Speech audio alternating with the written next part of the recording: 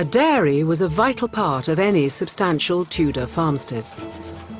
Run by the woman of the house, the profits traditionally belonged to her rather than the household. Ruth is getting straight to work, making her sheep's cheese. I've just heated the milk over the fire next door, bringing it up to blood temperature. And now I'm going to settle it in wooden bowls. And I'm doing that because I don't want it to cool down too quickly.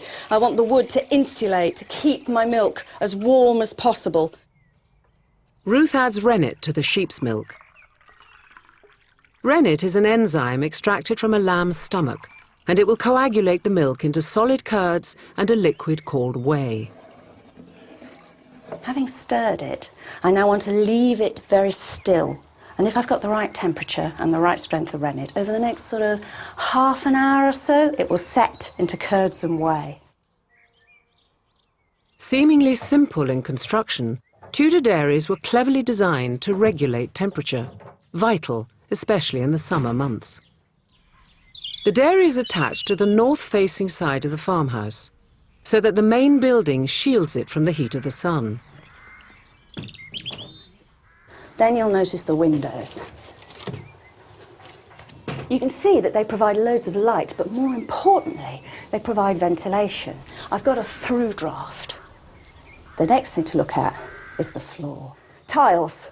These tiles are not glazed, they're porous, which means that they will hold water, and that is really important. That's where the clever bit comes in.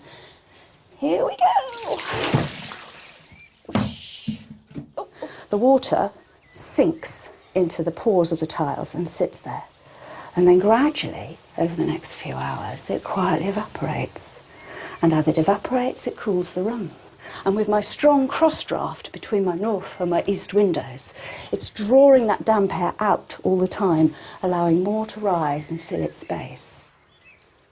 This room will sit at between 5 and 6 degrees, almost regardless of what the weather does outside.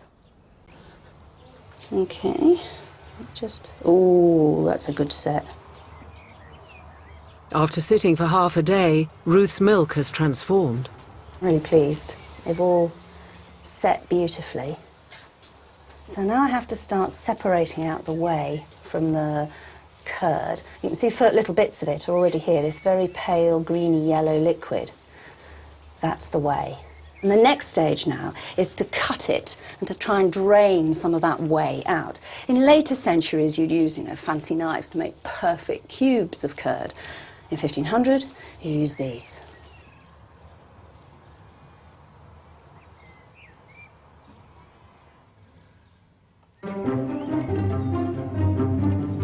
Ruth transfers the curds and whey to strain through the cheese mould.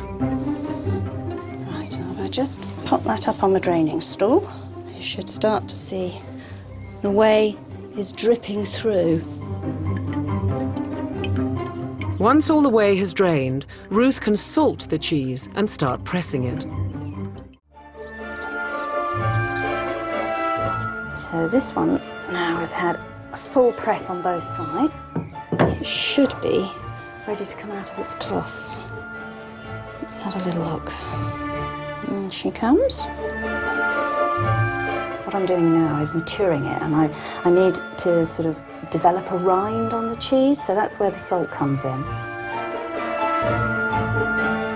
From today onwards, I'll wipe it down each day with brine, and then tomorrow, the next one will join it on the shelf. And at the end of the week, there should be 5 or 6 ready for Whitsun Market.